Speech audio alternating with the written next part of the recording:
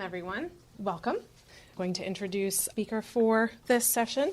It's Dean Theophilos, and he is a licensed alcohol and drug counselor, also a licensed professional clinical counselor, a Christian mental health therapist, working at Timberline Knolls Treatment Facility that's located in Lamont, Illinois.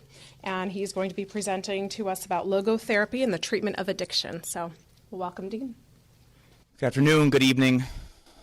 Thank you again, everyone, for coming. Thank you, OCAMPR, for letting me speak. This is my third time speaking at the OCAMPR conference. I just have found this a real blessing in my life and my career development. So it's just, the word always comes to mind when I come here is gratefulness, being with you all, connecting with you all, and sharing thoughts and ideas about being better professionals. So today, looking at logotherapy and the treatment of addiction, I come in this with kind of two goals. The first goal is, I think the goal of OCAMPR, too, is find the intersection between the world of treatment, particularly logotherapy, the theories behind that, the treatment of addiction, how we treat people with substance use disorders, addictive behaviors, and then our Orthodox Christian faith, spirituality.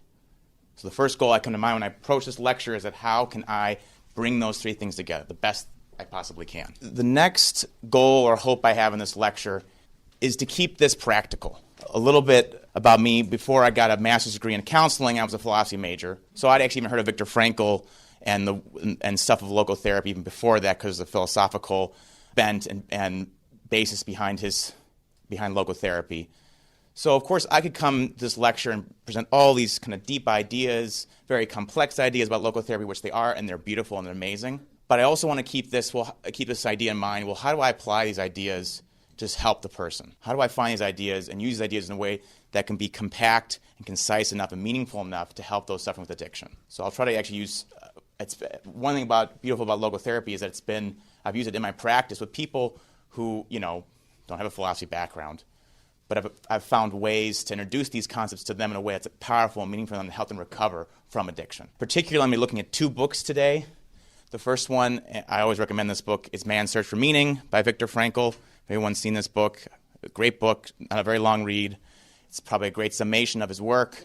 If you want to understand what logotherapy is, I recommend reading this book. But the next book I'd recommend, especially for addiction counseling, it's a book I've used now. I've been practicing now for about 7 years for addiction work. This is top of my list is one of the books I use for my practice, is The Addictive Personality by Craig Nacken. Craig Nacken's a therapist in Minnesota. And these are the two books I'm going to kind of use this lecture from. The ideas I'm talking about there just strictly come from these books. Because what's so great is that I think Craig Nacken's work helped my practice and my work with people with addiction to really take all these beautiful ideas of logotherapy and bring them down in a way to help a person recover from addiction. And hopefully actually any addictive behavior or mental health disorder or behavioral problem in their life. So kind of an agenda, we're going to look at two concepts from logotherapy, the meaning of suffering, the existential vacuum, and then look at the addictive personality, about the pleasure-centered, power-centered, and meaning-centered person, and then some brief orthodox perspectives on both those ideas. That's kind of the agenda with those two goals in mind. Brief overview. Again, we could do a whole week, months, years on logotherapy, but it's a brief overview of logotherapy. It was founded by famed neurologist and psychiatrist Viktor Frankl, survivor of the Holocaust. It stems from existential therapy. And existential therapy has a whole subsections and different formats of this modality. But particularly existential therapy, one way to define it is that its goal in therapy is to find how do you find meaning in life. So Viktor Frankl comes from the existential umbrella of therapy to looking at how can someone find meaning. And like I said again, the book Man's Search for Meaning is a wonderful synopsis, first of his journey in the concentration camp, because his story was a powerful one. I don't want to get into too much, but he was stripped of everything in his life. He was working in Vienna as a wealthy, in psychology and psychiatry, but then the Nazis came, took that all away from him, took his family away from him. He survives the concentration camps. After his going through the concentration camps, he comes to the United States, does his clinical work in the States, focusing on the idea of how we deal with finding meaning in a world of suffering. So the first half of the book is about his experience. The second half of the book is about logotherapy, breaking down some concepts. And again, I think it's fairly approachable among the many works he's done and lectures he's done. It's a pretty approachable book. maybe just a quote from Viktor Frankl himself of what is logotherapy. In logotherapy, the person is actually confronted with and reoriented toward the meaning of life. And to make him aware of this meaning can contribute much to his ability to overcome his neuroses.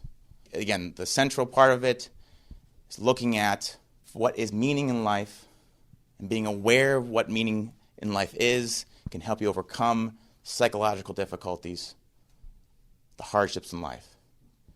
And just one little brief side point, because I'm Greek and I love the Greek language. Logotherapy, from the word logos, which he defines as meaning. And of course, it could be simply as word, but as people who know Greek very well know that logos is so much more than that. Logos could be the universe, God, the spirit of everything. We could spend a whole year studying the logos itself. People have done that. But it's so beautiful that he used the word logos, in logotherapy as a sense of when we're working on this, we're looking for the logos. We're looking for that spirit, that essence of life. Breaking down logotherapy, I want to explore 2 big points that's going to move on in the treatment of addiction, but I'm going to look at 2 of its major themes of logotherapy. And the first one is health through struggle. Viktor Frankl was very big on, and if you read this very initially, when you read the books on logotherapy, he was very big on moving towards and confronting hardship and struggle in life, moving towards and utilizing struggle to get through difficult hardships. Side note is that when you read the first part of Man's Search for Meaning, it hits you hard. Powerful book, and it's very, very sad. I actually think I first read the book when I was a teenager, and it rocked me, just how intense it was. The suffering was imminent. But Viktor Frankl is very big on that, and he knows his people in the concentration camp, when they go, they're stripped of everything they have. There's nothing left. The fellow people in the concentration camp either literally curl up into a ball and waste away in the midst of all this nihilistic suffering. They either become very bitter and angry in their time in the concentration camp, so they get thrown in the concentration camp, they become angry people. Their survival is done with brutishness, just nasty with other inmates and even with the guards. But Viktor Frankl has to take a third way. A way of saying, let me embrace this hardship, the struggle in life, and let me find something more transcendent, more powerful. Viktor Frankl talks about finding love in that struggling. And that so much guides his work when for the rest of his life, his clinical work, because he wants to go with people who are struggling the most intense parts of their lives and says, let's look towards what this struggle in your life is, and let's see that it's actually from there we can find a solution. Not run away from it, not hide it, not dismiss it, deny it. This quote from him, he writes, what man actually needs is not a tensionless state, but rather a striving, a struggling, a worthwhile goal. So he approaches as someone comes in with severe issues. A big one, he would talk about people struggling with severe, stage 4 cancer, significant burn victim units, people with terminal illnesses. And say, let's look upon this struggle in your life as a way to point you to something greater for a larger worthwhile goal. He looks at this too. He says mental health is based on a certain degree of tension, the tension between what one has already achieved and what one is still out to accomplish, or the gap between what one is and what one should become. Such a tension is inherent in the human being and therefore is indispensable for mental well-being. Looking at that tension. I'm going to come back to this again too, but this was a big piece of logotherapy. We're not going to deny, move away from the problems of life. We're going to confront them and realize that this tension can actually bring forth the betterment of ourselves. The next big piece, the 2 big ones I'm looking at in logotherapy, is the existential vacuum. The existential vacuum means, as Frankl saw it, is the lack of and the struggle for finding life for a person. So kind of like what existential therapy is, you're wanting to find meaning in your life, you don't have it, you're having this existential vacuum, this emptiness, something's missing. You're looking for that meaning to help connect things, bring things together. So much of his work is looking to address that. And so he has this quote, again, this is all from Man's Search for Meaning. The frustrated will to meaning is vicariously compensated for by a will to power, including the most primitive form of will to power, the will to money. In other cases, the place for a frustrated will to meaning is taken by the will to pleasure. And I bolded the will to meaning, the will to power, and the will to pleasure, because those are the big 3 that I'm going to use later and how to treat addiction. So sum up this quote right here. The idea is that we have this desire, this drive, this will for meaning. And what's happening, it's being kind of attacked by both ends, covered by the will to power and the will to pleasure. So another way to look at logotherapy, which Frankl would talk about, is that your goal in therapy is to have that drive, that will to meaning, and move away from the will to pleasure and the will to power. So I literally would tell clients, okay, You have this will to meaning. Let's make sure we're not going to move towards that and not towards just the will to pleasure and the will to power. So those two concepts, I'm just creating the initial groundwork.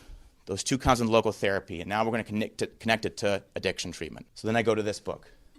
Again, I can't stress this. If anything you get from me today, I actually just plug this book, The Addictive Personality by Craig Nacken. It was by Hazelton Publishing. Hazelton Addiction Treatment Center is an addiction center in Minnesota. It's very well known. They've merged with Betty Ford actually now, so there's treatment centers all over the country.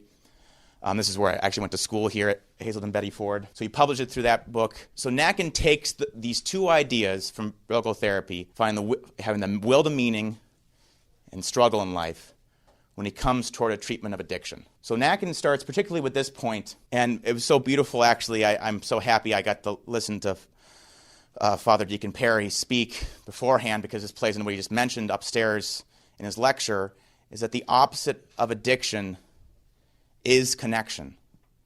The opposite of addiction is connection. Nacken saw this, that in recovery, we're moving away from the horrors, the hardships, the pains of addiction. We're moving towards is not just abstinence or sobriety, but connection. So Nacken's book, a little bit more explanation about Nacken's book, he spends the first half of the book actually talking about the addictive cycle. So I'm not going to go into that too much. That could be a whole lecture of itself. But the first half of the book is the addictive cycle, how drugs keep you in a loop. You keep using and using and human, the behavioral pattern, the addictive pattern of that cycle. The second half is looking at, okay, now you want to recover. And what you're looking for is connection. What you want is connection. There's this innate drive. I think it's so beautiful. It's such beautiful coincidence, almost wonderful that this conference is so great. Father Deacon Perry mentioned again that there's some natural nature of man to want to have connection. Nacken sees that too in his book, that a natural drive inside us to have connection. So Nacken's very big on in his book is that, okay, you want to connect. You want to connect with your loved ones again. You want to connect with healthy communities. Nacken comes from the 12-step tradition of Alcoholics Anonymous, which is the recovery support group. And he says you want connection with your support group, with your home group, with the members of AA. And also particularly you want to connect with the spiritual. And so here's where I hope, again, we can intersect the world of logotherapy, the world of treatment of addiction, and then the spiritual, because Nacken says, too, there's an innate drive for connecting with the divine. There's an innate drive to connect with something greater than ourselves. That's his quote right here. He says, the drive for connection, is a force that helps focus our attention away from our addictive impulses and towards renewal, that pushes us to seek out and connect with things outside of ourselves and with something larger than ourselves. Nacken, I think, actually says we have the desire for the divine. In 12-step treatment of addiction, and several addiction treatment facilities do this, Hazelton does this a lot. When I used to internship there, the goal in treatment was to find your higher power, to find something spiritual. And they'd actually would use this book as a reminding of talking about, well, there's this innate drive inside of you that wants to connect, and wants to connect with something greater, something transcendent outside of yourself. Because I hope what's great about this idea of connection and using some logotherapy concepts, because you can start talking about people, well, what's spirituality mean to you, especially if they're not religious or Christian. You can start by talking about, well, what does connection mean to you? What does it mean to have a connection with something greater than yourself? And that's what we would do in addiction treatment to actually get them started thinking about what your higher power is. What God means to you is thinking about, okay, what does it mean to connect with something greater than yourself? So Nacken elaborates. He says, okay, you have this drive for connection. You want to connect. You want to be in recovery. You have this impulse. And this connection, what he sees again is connection is hindered by the drive for power and pleasure, going back to what Frankl speaks of. He says we're going to stop this drive for connection. What's going to stop your drive to connect with something a higher power, connect with your loved ones, people you care about, is that power and pleasure impulse. So Nacken sees again that what's the goal? We move toward a meaning-centered life. In a meaning-centered life, we find connection. In a meaning-centered life, we find connection, we find deeper love, deeper care for other people. And we stay away from pleasure and power, because what will occur is not finding connection, but worse yet, get back to addictive behaviors. That will either go back into relapse, the drugs will come back in, the addictive behaviors will come back in. So Nacken, like Viktor Frankl, says, move toward meaning, because in meaning we can find that connection. In meaning we can then connect with something higher than ourselves, with God, with spirituality, with a new way of living in love. So what Nakin does, and again, this is why this book's so great, he literally just says, okay, your next question is, well, what is a meaning-centered person? What is a power-centered person? What is a pleasure-centered person? He's like, great, I'll tell you. And actually, this is probably the rest of my lecture. He just breaks this down. He says, if we're going to figure this out, I want you to differentiate between these three type of people, so you can be aware of that. And it was so interesting when I've used this book in the treatment of working with people in recovery, suffering with addiction. They're like, oh, this is totally new to me. They weren't even thinking about, oh yeah, what does it mean to have a personality type like this? Because it really asks you to evaluate, well, how am I living my life? How can I live a better life? Nakin creates the template for that. So he breaks it down. What are those three personalities like? How can we move toward a meaning-centered personality? So how does he do it? He breaks down a personality into like 4 parts. The person's vision for life, the person's goal for life, how they spend their time in life, their values in life, and the byproducts of life. So I'm going to read this and talk about it. So each chapter kind of goes through, okay, if you're this type of person, this is what it could look like. And a lot of times we may share personality types of all 3 types of these. So he says, if you're just a pleasure-centered person, this is what it would look like. Pleasure-centered person's vision toward life is pain, but pleasure makes life worth living. The goal is to avoid the pain and anxiety that are part of life, to maximize one's pleasurable sensations. Time to focus is on the moment and controlling it to avoid pain and receive as much pleasure as possible. Value, the value of an event, an object, or a person is determined by its ability to produce pleasurable feelings, and the byproducts are grief, sadness, boredom, and depression. So the key things that come from here, and I point this out with clients when I work with, we acknowledge there's pain. Life is pain. It's a big part of existential therapy with logotherapy. We acknowledge there's struggle in life. But what's the next part of that vision? Pleasure makes life worth, that word worth living. Pleasure makes life worth living. So right then there's this weird dynamic with pleasure is that in addiction, what's very common with drugs is that drugs provide an instant gratification. When you take a shot of alcohol, when you take heroin, marijuana, all these drugs, it's an instant reaction. There's no delay. If you want to feel good, you talk to people with an opioid addiction, you use the opioid immediately to feel good. If you want to feel that high stimulus, you take methamphetamine, you take cocaine. If you want to feel numb or just loopy, you drink. But that key piece is time. If I'm feeling bad, I want to feel immediately good. So all of a sudden, I start orienting my life around removing as much pain as possible and feeling good right now. It's not about just like, pleasure, good things. I think initially this isn't against good, happy feelings. But this constant obsessiveness, you got to move away all bad thoughts and only feel good. You got to have that stimulant, immediacy. Again, time is on the moment, but the moment is about how do I feel good immediately. If I'm feeling down or bum, or there's a day that goes by, a week that goes by, I'm feeling good, that's terrible, because I got to feel good all the time. I can't take through the problems in a slow, patient way. Again, a value, an object, event is only determined by how it makes me feel good. I'm not feeling good today, I'm in trouble. Actually, can we save questions for this? I have a time. I'm going to go through this, and we can review. I want to review all this at the end of it. So. And again, that feeds so much well into addiction because, again, what's happened so much in early recovery is that there's such a low tolerance for discomfort. When we work with inpatient facilities, the people would come in and everything would annoy them. The lights are too bright. Programming's too long. The food's too bad. I can't deal with an ounce of waiting. People would just spend groups, counseling sessions completely on, I'm waiting too long in inpatient treatment. A whole session would be around just how do you wait more? How do you deal with waiting? Because again, it's that instant. They want to feel good.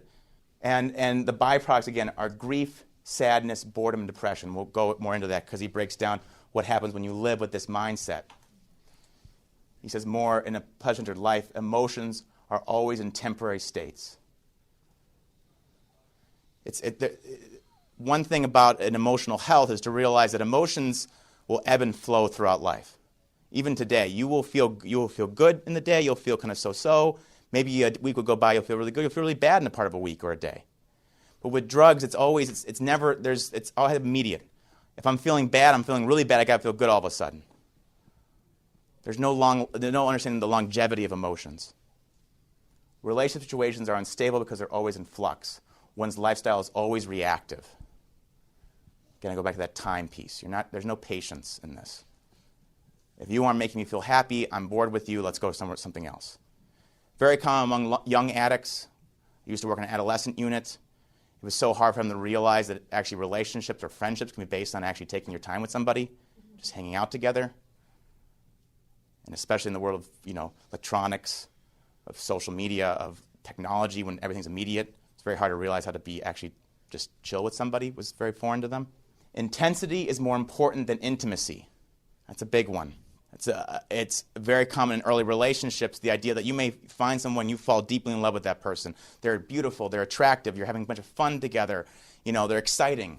But what about when relationships go kind of on long stretches of struggle? What if that person you care about is sick or struggling? We talk a lot about this with relationships, with couples counseling, is that actually your marriage or your relationship will be more fulfilled during the difficult moments, not when everything's happy, happy, happy. A testament of a good relationship is how we get through the hard times. One sense of happiness comes from a transitory state. Again, there's no internal happiness. A positive sense of power is never internalized. It's a great point to that. There's no internalized power. Another analogy I take with this with clients is like a tree. When you have a good sense of what it means to be content, worthy, it's like roots of a tree planted. So if the winds of life, the storms of life come upon you, you are steady and focused on something greater, not tossed around, blown out of its roots. That's internalized power. Now again, there can be bursts of happiness and happy times and happy power, but that ability to get through all the ups and downs of life, to stay steadfast. A predatory side of one nature dominates, the end product of excessive, pointless hedonism. And so hedonism, again, is a great word, just base pleasure.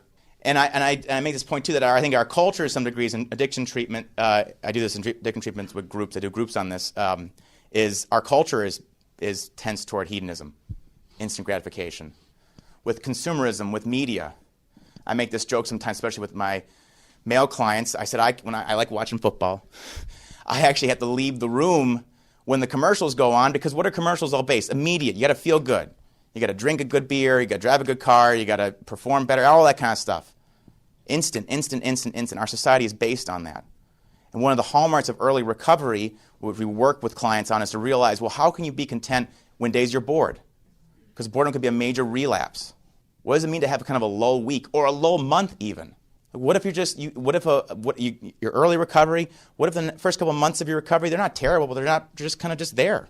You're just staying sober, going to meetings, doing the best you can, nothing super exciting. Usually those times when it's kind of lull period, nothing's really going on, easy relapse time. Because again, the internalized sense of power is overmasked by I got to feel good immediately. I can't be content. No, I can't be patient.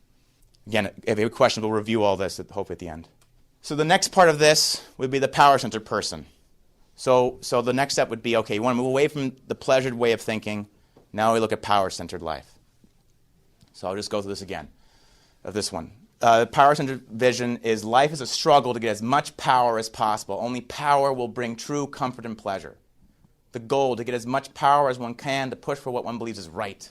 The focus is on controlling the moment, accumulating enough power to make up for losses later, especially in old age. The value of an event, an object, or a person defined by their power potential, and the byproducts are an artistic state of anxiety, paranoia, and fear. Now this is like the next step for NACN, because they say, okay, if you're moving away from just thinking, I got to feel good all the time, well, now is really what it means to feel valuable. Let's look what it means to have internalized power, not surface level power. So what's a common, almost cliche sometimes, I tell this point in groups in addiction facilities. You see all these Hollywood movie stars with addiction. You see people who have, addiction does not discriminate. People, Fortune 500 CEOs, people with millions of dollars, people under their control, people who have wealth and fame and fortune, yet they're miserable inside. We watch those movies in treatment. We watch, the Johnny Cash movie, Walk the Line, as a reminder that, again, all the trimmings of life that may seem appealing, like status, people respecting you, acclaim, title, may just present a mask of a lack of what truly internalized power looks like. Because what happens is that it becomes this comes as surface kind of attachment to keep you unable to get to the vulnerable, more intimate sides of yourself. It's funny, they have all these things that may seem really tantalizing, of being right, having control and power, that word control, being right, being in control. But what's the byproducts? This anxiety, paranoia, and fear. This reality would be you'd see people, these constant stories of speakers being like, yeah, I had all the money in the world, a perfect house, everything, but I still felt afraid inside. Something was lacking. Those objects really weren't bringing out what I really needed to feel this internal sense of strength. A little more in the power-centered life. Being in control and right is all important. Relations are dominant, submissive. One's lifestyle is narcissistic. Blame is essential for to keep power. One cannot be wrong. So another point I look at this too is that I kind of take this a lot from examples. So I used to do an adolescent young men's group. And a lot of young men are like, well, Dean, I want to have a good life. I want to be, they were young, so I want to be a football star. I want to be a famous music artist. I want to make money. I'm like, great. If you want to do that, you can. But how are you going to treat your family? How are you going to love your wife or love your children? Because you may be the best CEO in the world. You may be the most powerful man or the best athlete or the well-acclaimed writer or author. But how are you treating the intimate relationships? The relationships that involve patience, forgiveness, humility. Because this is when you hear a lot of this time too, because I work also with men with anger issues, this idea that they may have used that anger to help them succeed in business, but all of a sudden that anger becomes their control to treat their family poorly, to abuse their family. Because you're not viewing them as a true connected partner, a compatriot, an intimate partner to love together, to even co-suffer together, but it's a dominant submissive relationship where you're blaming. I want to be right. I want to show you that I'm right. Power is seen as producing pleasure. Again, the status, the control, the being right all the time. Somehow that we get back to pleasure all over again. Relationships are important if they add to one's power. Destructive, predatory side of one's nature dominates. One's stability is tied to preserving power. Despite the surface calm, power-focused people are highly unstable. Again, that mask. That sense of, are you tapping in to something more meaningful internally, or is it just this surface mask of I want to be controlled, I want to be right? Again, appealing, but to actually work on and examine that. So a lot of groups in therapy will work on, well, let's actually find the authentic you, the intimate you, and from there we can find actually the meaning, which leads into the meaning-centered person. The meaning-centered person. Vision. Life is a series of struggles. Embracing these struggles, we learn to extract meaning from them. To get close to the essence of higher spiritual truths, God, as possible. Putting these truths into action. Time. The main focus on the moment, on putting higher values and principles into practice in the present. Principles are more important than the self. Our value as humans is that we can represent these principles on earth. Byproducts of peace, joy, serenity, plus the pain of constant change. And so again, we go back to that initial point of Viktor Frankl. Life is a series of struggles. Embracing these struggles. Finding meaning from these struggles. Not dismissing them or denying them through pleasurable feelings. Not constructing a narrative that it's my job to conquer others, thus to somehow avoid the struggles in life, understanding that the struggles can actually bring forth great, powerful spiritual truths, those values. So particularly we start looking and asking people, well, what do you actually believe in? What are your values?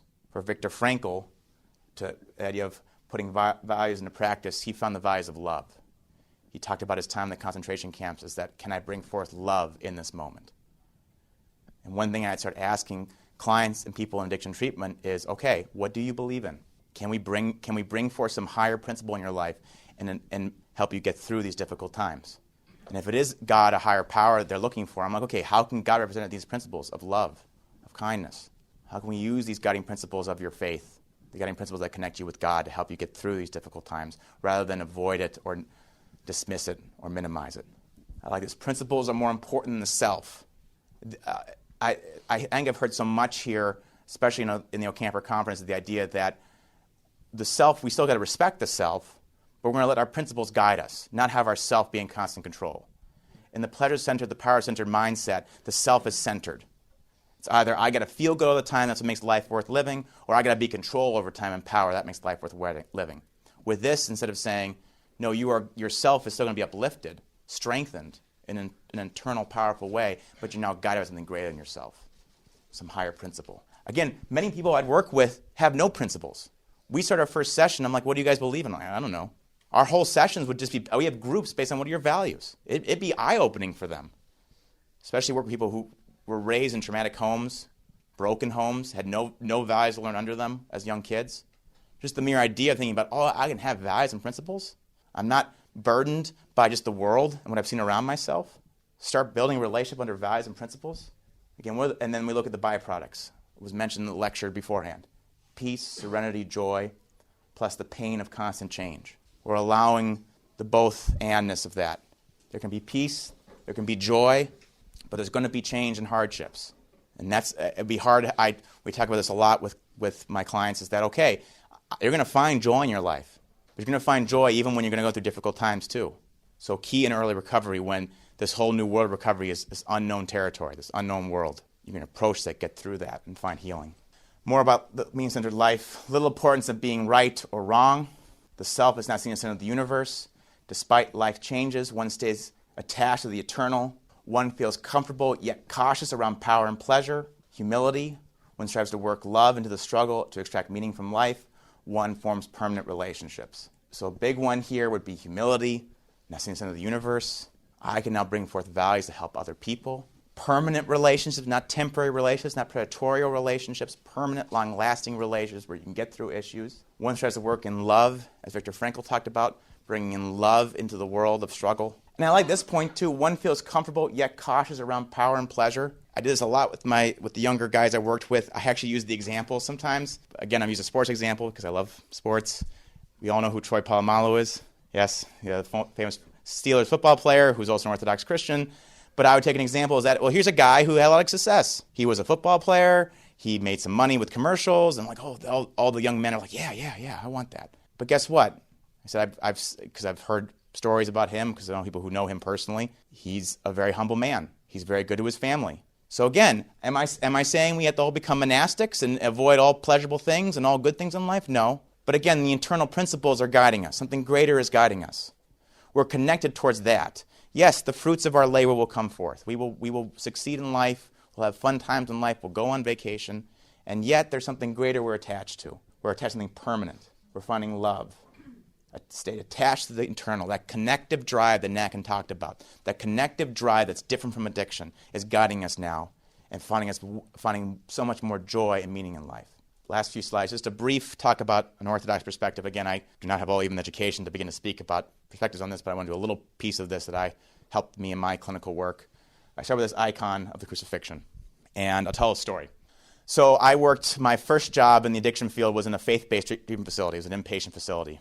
And it was intense because I worked with guys who had criminal backgrounds, very traumatic upbringings. I had groups that sometimes I felt my life was in trouble. It was very intense and scary. These guys were tough guys. They're tough guys, and they were angry. And I told a story in early recovery because you're in recovery and everything just, without the drug, life feels miserable. If you're an opiate addict, actually things hurt more. You're in more pain because you're detoxing. If you don't have stimulants anymore, you can't even have any energy anymore. So these groups would just be so difficult because they just would come in and they're just talking about, oh, this is bad, Dean. I mean, I'd have sessions where all we would talk about is how treatment sucks. This is bad, So but there was a faith-based facility and most of them were Christians and wanted some Christian approach to the group. So I said one day, I brought this icon screen, picture of the icon in the group. And I started a group like this. I said, guys, it's difficult. It's really tough right now. I don't want to sugarcoat that. Because, by the way, the previous groups are like, oh, don't worry, guys. Let's think positive thoughts, and, everything will be okay. That didn't work. They drove me right out of the group room. I'm like, okay, you're right. Treatment's hard. This isn't easy. It's not easy for me. And I'm not going to dismiss or belittle the fact that you guys are having a really difficult time right now, especially with less than a month of recovery. But let's look at this picture, the icon of the cross, of Christ on the cross. And he said, Christ is actually closer to all of us right now than we possibly realize.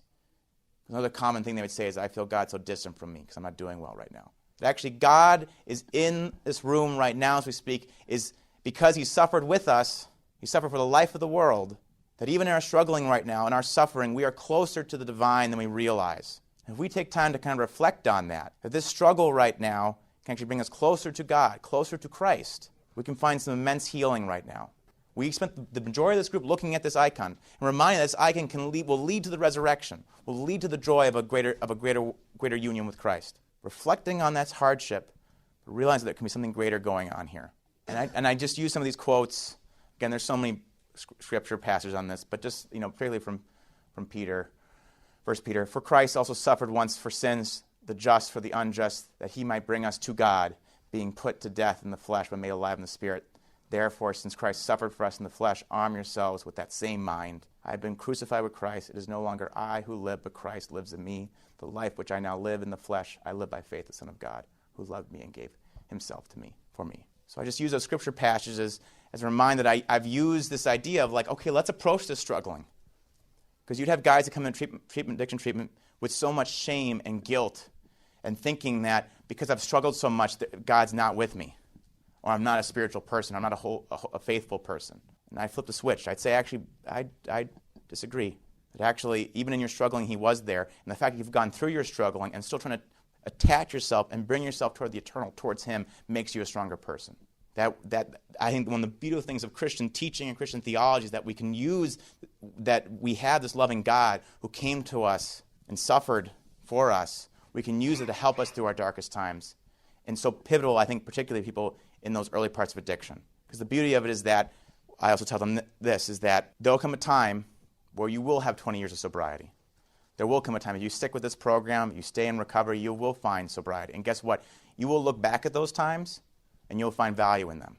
A common thing is that they talk about old-timers in AA, of realizing that their initial days of recovery were just as valuable as their 20, 30, 40 years. Because they realize that even the hard times and the good times all can bring them closer to a greater well-being and a greater sense of recovery and well-being. And so I also end with actually this prayer, another Orthodox perspective. This is from the prayer of the monks of Optina. Many of you have heard this prayer. I've said this prayer much times in my life. I think this is a wonderful prayer, reminding how to live a meaningful life. And I actually think it takes a very good stance of looking at approaching struggles in life. And I think all the principles we just talked about a being-centered person is embodied in this prayer. So I'm going to read it, and then I think we'll end with that. And I want to talk too. I really hope this time is to talk now about these ideas.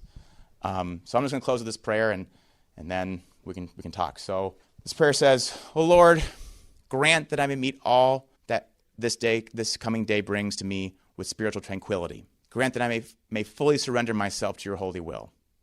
At every hour of this day, direct and support me in all things. Whatsoever news may reach me in the course of the day, teach me to accept it with a calm soul and a firm conviction that all is subject to your holy will. Direct my thoughts and feelings in all my words and actions. In all unexpected occurrences, do not let me forget that all is sent down from you. Grant that I may deal straightforwardly and wisely with every member of my family, neither embarrassing nor saddening anyone. O Lord, grant me the strength to endure the fatigue of the coming day and all the events that take place. Direct my will and teach me to pray, to believe, to hope, to be patient, to forgive, and to love. Amen." Thank you.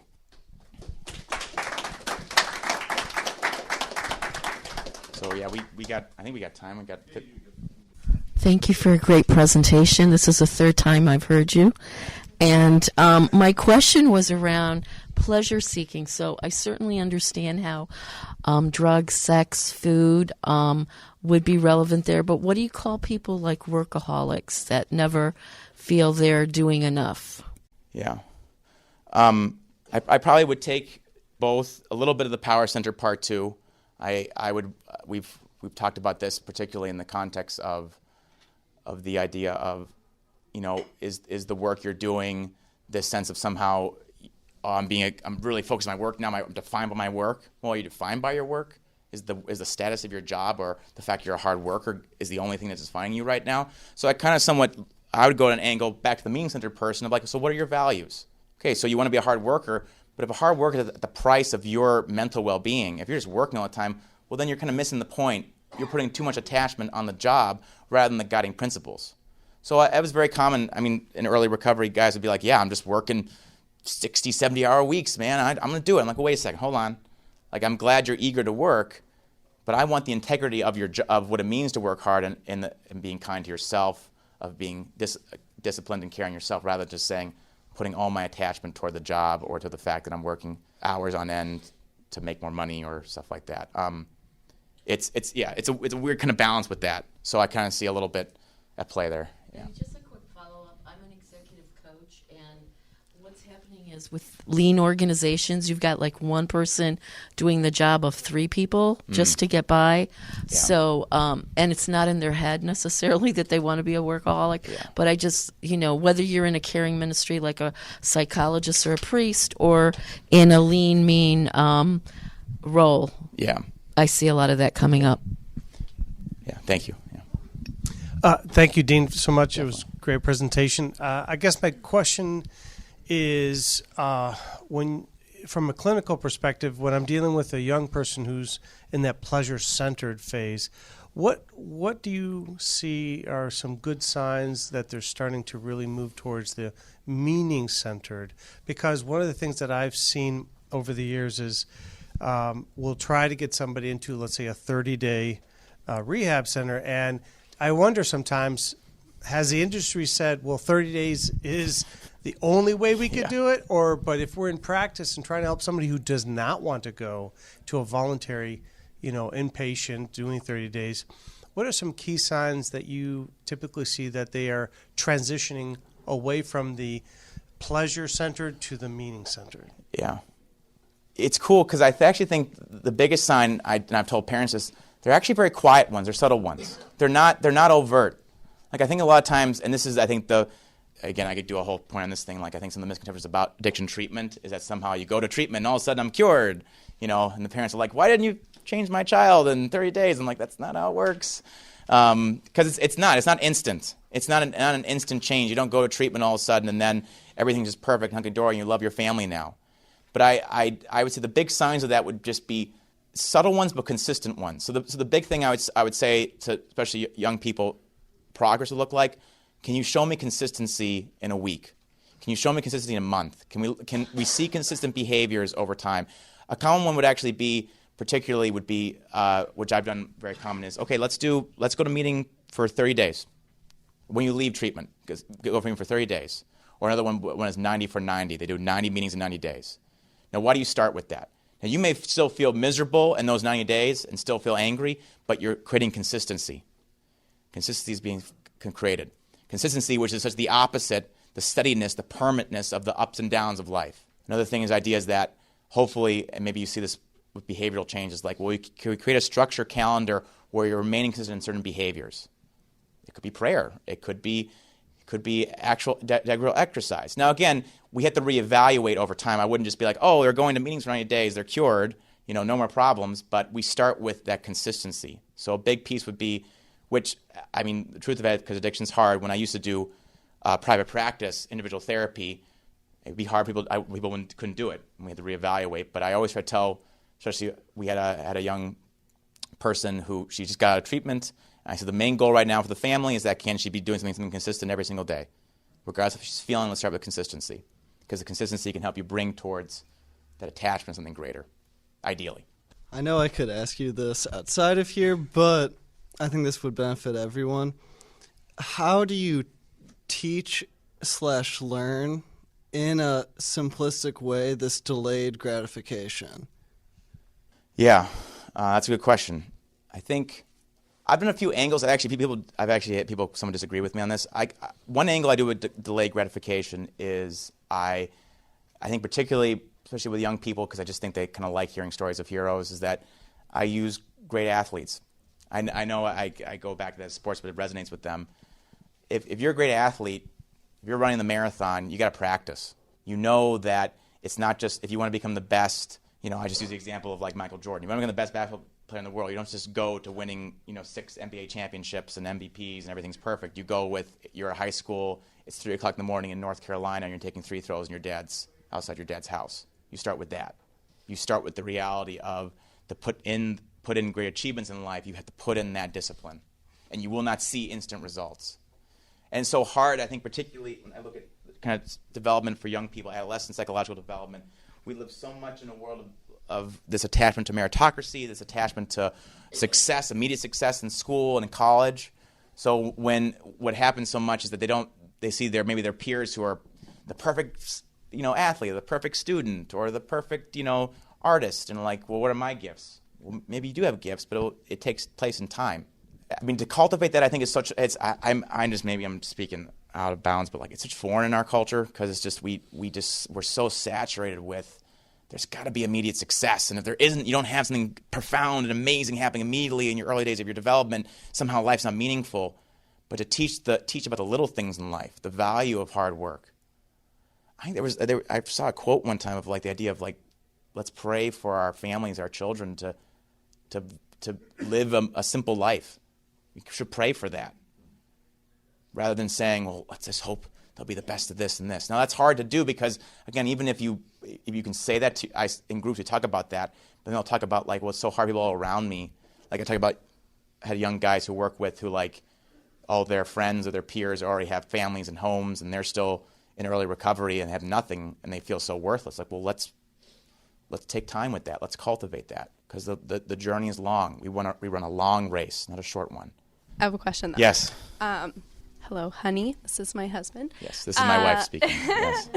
So I know you focus most of your lecture today on addiction and substance use, but since it seems like logotherapy was really born from a profoundly traumatic experience that Viktor Frankl experienced, how have you seen or do you imagine logotherapy to be applied to people who experience trauma, particularly complex trauma? I probably would go two angles with that. The first one would be on like a stabilization level of, one thing, if you've experienced intense trauma, and let's say people to cope with that intense trauma, they either use intense drugs. To first start with the idea, like how can we embody principles of logotherapy to avoid unhealthy coping skills? So if someone comes in with intense trauma, intense PTSD, but they're heavily using drugs, well, we start with first stabilization. We're not going to address the trauma initially, so I wouldn't be like, let's find meaning in your life. So let's embrace the traumatic event right now. Well, hold on, we can't do that because if the trauma is too intense, you won't find meaning. You'll be re-traumatized again. I start with saying, well, let's move away from not using destructive coping skills to your pain. And actually, I would actually say that creates the groundwork, go find meaning. Because when you're not using destructive coping skills, you're moving away from a pleasure-centered way of thinking about life, because I got to feel good to deal with my intense pain. And I'm beginning to confront or be able to approach the world of like, oh no, I can persevere and transcend my trauma. Not so much I want to immediately confront it, because I think sometimes it could be misconstrued with Viktor Frankl's like, oh, we have to immediately go into the time that you experienced the worst event in your life, rather than can we create the environment, the soil even, to bring forth the healing that can occur with finding something meaningful in your life from the pain in your life. I think particularly anything with trauma things, you start with particularly making sure they've been stabilized too. I probably, on a more practical clinical sense, I wouldn't recommend logotherapy if they're still actively using, or they're cutting or actively engaged in really destructive behaviors. I think would start with logotherapy with starts therapy with stabilizing that, and then addressing, okay, let's maybe look at meaning. So this might play into a little bit of what you were just talking about, but when you brought up the icon of the crucifixion, and you were talking about the people that were in your sessions saying how bad they felt and how terrible their life was and this and that, their suffering. It came to mind that at the crucifixion was also the thief on the cross. And he actually went through the process of forgiveness and was the first human actually into the kingdom of God. So, I wanted to ask you, what about the concept of forgiveness, especially self-forgiveness in this in logotherapy, and how does that fit into it? And especially, I work with, I work at a community health center, and it's really not a situation where I'm invited to share my faith in a sense. So, how do you? But I see in my discussion with patients who are addicts how much forgiving themselves for their behavior is really the first step. Loving themselves and that whole concept of forgiveness. So I wanted to ask you, what is your thought on that? The way I look at it, maybe a little about forgiveness, and I think one angle we've done groups in forgiveness, and I've described it as this, is forgiveness is also the difference opposed to extremes. Actually, one thing we've talked about, done groups on this, about what the ego is, or actually addiction. When we're deep in our selfishness, when we're deep in our addiction, we're living in extremes. The extreme intensity of extreme guilt or shame. I despise myself so much, therefore I must drink or use. The extremes of a drug, I must feel this certain extreme state all the time. Or the extreme state of selfishness. There's no problems with me. I am perfect. Kind of two extremes. I'm the worst in the world. I'm unredeemable, or I'm so perfect there's no problems with me. And I think addiction shatters that by saying, in a gentle mindset, no, you are enough. You are worthy. Again, I just go back to the amazing lecture we just heard by Father Deacon Perry. Christ loves us. God loves us, even with our brokenness. Christ embraces us. In that weakness, he comes to us and embraces us. So sometimes I start with forgiveness, starting with gentleness particularly. And actually, I think gentleness is a gentle mind. A lot of times with people, because right now I work with, it's a facility I work as all female clients. There's a lot of cutting, borderline personality disorder. It's so extreme with that. We work on, because they say, I hate myself so much, Dean, I hate myself. I want to cut because I just have so much hatred for myself. I'm like, well, let's not try to make you just feel positively good. Let's start with gentleness. Can you be gentle on yourself first? And then from gentleness, maybe we can move toward, let's apply gentleness in a larger sense. And from gentleness, we can be gentle with other people. Gentleness toward things we believe in, and then gentleness toward God. And then maybe to connect the next point about how to incorporate spirituality into that, and God, particularly your faith, is that I believe in a God of peace. I believe in a God of gentleness. Not that it has to feel good all the time. I'm not talking about I'm a God of feel good and feel happy. I'm a God of breaking those attachments to extremes and allowing to accept my imperfections, to be okay when I make mistakes. So I don't know if that, I'm trying to bridging both examples, what forgiveness is and how it connects to one's faith. I do think a lot of like this, when there's so much of that struggles to be kind to yourself, there's so much of that extreme. I'm kind of breaking that bond of that. So thank you. Yeah. Thank you, Dean. Yep.